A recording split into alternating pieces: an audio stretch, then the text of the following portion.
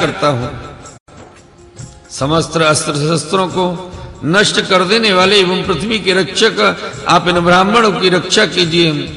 आप ही धर्म हैं, मधुर एवं सत्यवाणी हैं। आप ही समस्त यज्ञों के अधिपति और स्वयं यज्ञ भी हैं। आप समस्त लोकों के रक्षक एवं सर्वलोक स्वरूप हैं। आप परम पुरुष परमात्मा श्रेष्ठ तेज हैं, सुनाभ। आप समस्त धर्मों की मर्यादा के रक्षक हैं। अधर्म का आचरण करने वाले असुरों को भस्म करने के लिए आप साक्षात अग्नि हैं। आप ही तीनों लोकों के रक्षक एवं विशुद्ध तेजो में हैं। आपकी गति मन के वेग के समान है और आपके कर्म अद्भुत हैं। आपको मेरा नमस्कार है। आपकी स्तुति करता हूं। वेदवाणी के अधीश्वर आपके धर्म में तेज से अंधकार का नाश होता है और सूर्य आदि महापुरुषों के प्रकाश की रक्षा होती है। आपकी महिमा का पार पाना अत्यंत कठिन है। ऊंचे नीचे और छोटे बड़े भेदभाव से युक्त यह समस्त कार्य कारणात्मक संसार आपका ही स्वरूप है। सुदर्शन चक्र आप पर कोई विजय नहीं प्राप्त कर सकता।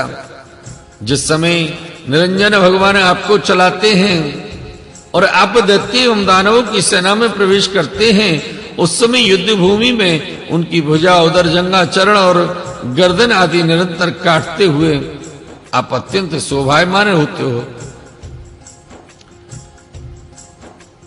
विश्व की रक्षक आप रणभूमि में सबका प्रहार सह लेते हैं। आपका कोई भी नहीं बिगाड़ सकता। गदाधारी भगवान ने दुष्टों के नाश के लिए ही आपको नियुक्त किया है। आप कृपा करके हमारे कुल के भाग्योदय के लिए दुर्वासा जी का कल्याण कीजिए। हमारे ऊपर यह आपका महान अनुग्रह होगा यदि मैंने कुछ भी दान किया हो, यज्ञ किया हो अथवा अपने धर्म का पालन किया हो। यदि हमारे वंश के लोग ब्राह्मण को ही अपना आराध्य देव समझते रहे हों, तो दुर्वासा जी की जलन मिट जाए। भगवान समस्त गुणों के एकमात्र आश्रय हैं। यदि मैंने समस्त प्राणियों के आत्मा के रूप में उन्हें देखा हो और भी मुझ पर प्रसन्न हो, तो दुर्वासा जी के हृदय की सारी जलन मिट जाए। श्री सुखदेव जी कहते हैं, जब राजा अम्बरीश ने दुर्वासा जी को सब ओर से जलाने वाले भगवान सुदर्शन चक्र की इस प्रकार स्तुति की, तब उनकी प्रशंसा से चक्र शांत हो गया। जब दुर्वासा जी चक्र की आग से मुक्त हो गए और उनका चित्त स्वस्थ हो गया, तब वे राजा अम्बरीश को अनेकानेक उत्तम आशीर्वाद देते हुए उनकी प्रशंसा करने लगे। दुर्वासा जी ने कहा, धन्य है, आज मैंने भगवान के प्रेमी भक्तों का महत्व देखा। राजन, मैंने आपका अपराध किया, फिर भी आप मेरे मंगल कामना की कर रहे हैं। जिन्होंने भक्तवत्सल भगवान श्री हरि के चरण कमलों को दृढ़ प्रेम भाव से पकड़ लिया है, उन साधु पुरुषों के लिए कौन सा कार्य कठिन है। जिनका हृदय उदार है, वे महात्मा भला किस वस्तु का परित्याग कर नहीं सकते। जिनके मंगलमय नामों के श्रवण मात्र से जीव निर्मल हो जाता है, उन्हीं तीर्थपाद भगवान के चरण कमलों के जो दास हैं, उनके लिए कौन सा कर्तव्य शेष रह जाता है। हे महाराज अम्बरीश, आपके हृदय करुणा भाव से परिपूर्ण है। आपने मेरे ऊपर महान अनुग्रह किया है। अहो, आपने मेरे अपराध को भुलाकर मेरे प्राणों की रक्षा की है। हे परीक्षित, जब से दुर्वासा जी भागे थे, तब से अब तक महाराज अम्बरीश ने भोजन नहीं किया था। वे उनके लौटने की बाट देख रहे थे। अब उन्होंने दुर्वासा जी के चरण पकड़ लिए और उन्हें प्रसन्न करने की विधि पूर्वक भोजन कराया।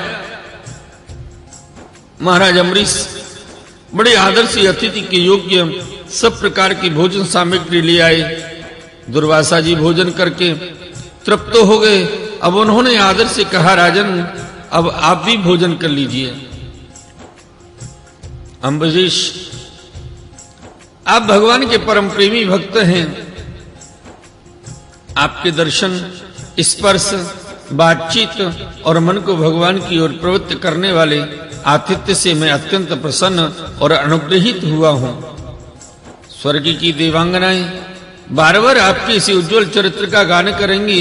यह पृथ्वी भी आपकी परम पुण्यमयी कीर्ति का संकीर्तन करती रहेगी। श्री सुखदेव जी कहते हैं,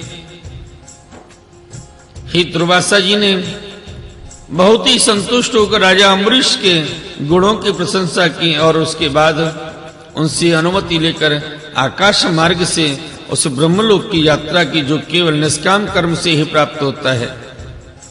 हे परीक्षित, जब सुदर्शन चक्र से भयभीत होकर दुर्वासा जी भगे थे, तब से लेकर उनके लौटने तक 1 वर्ष का समय बीत गया।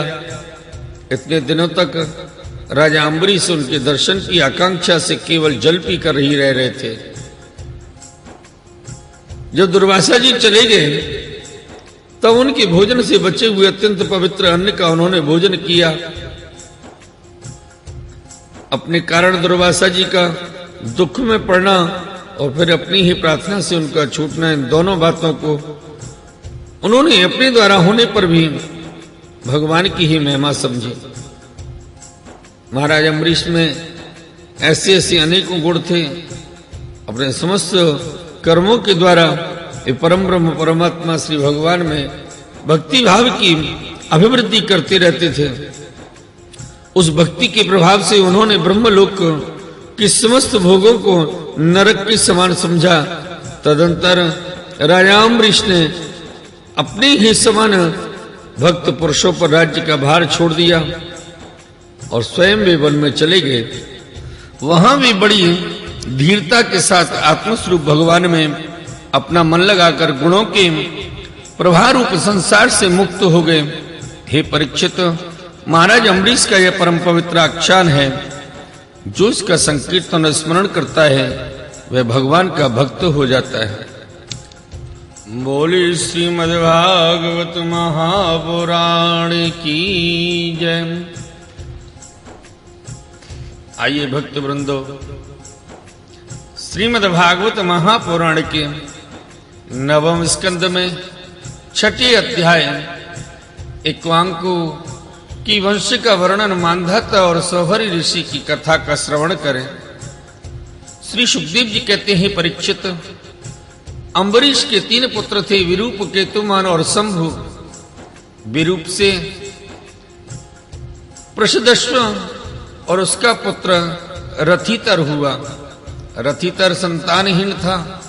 वंश परंपरा की रक्षा के लिए उसने अंगिरा ऋषि से प्रार्थना की। उन्होंने उसकी पत्नी से ब्रह्म तेज से संपन्न कई पुत्र उत्पन्न किए। यद्यपि ये सब रथितर की भार्या से उत्पन्न हुए थे, इसलिए इनका गोत्र वही होना चाहिए था जो रथितर का था। फिर भी वे अंगिरस ही कहलाए। ये ही रथितर वंशियों के प्रवर कुल में सर्वश्रेष्ठ पुरुष कहलाए, क्योंकि ये क्षत्रुपेत ब्राह्मण थे। क्षत्रिय और ब्राह्मण दोनों गोत्र से इनका संबंध था। परीक्षित, एक बार मनु के छींकने पर उनकी नासिका से इक्ष्वाकु नाम का पुत्र उत्पन्न हुआ। इक्ष्वाकु के 100 पुत्र थे, उनमें सबसे बड़े 3 थे, विकुक्ष, निमि और दंडक। परीक्षित, उनसे छोटे 25 पुत्र आर्यावर्त के पूर्व भाग के और 25 पश्चिम भाग के तथा उपर्युक्त 3 मध्य भाग के अधिपति हुए।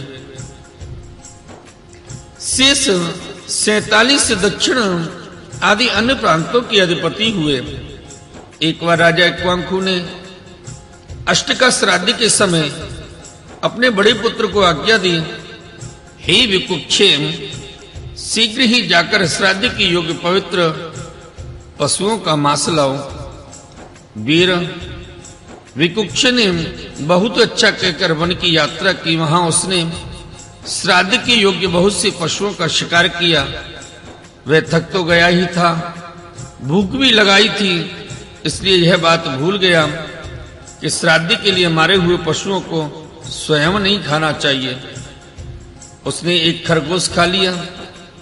विकुक्ष ने बचा हुआ मांस लाकर अपने पिता को दिया। इक्ष्वाकु ने अब अपने गुरु से उसे प्रोक्षण करने के लिए कहा। तब गुरुजी ने बताया कि यह मांस तो दूषित एवं श्राद्ध के अयोग्य है। परीक्षित, गुरु के कहने पर राजा इक्ष्वाकु को अपने पुत्र की करतूत का पता चल गया।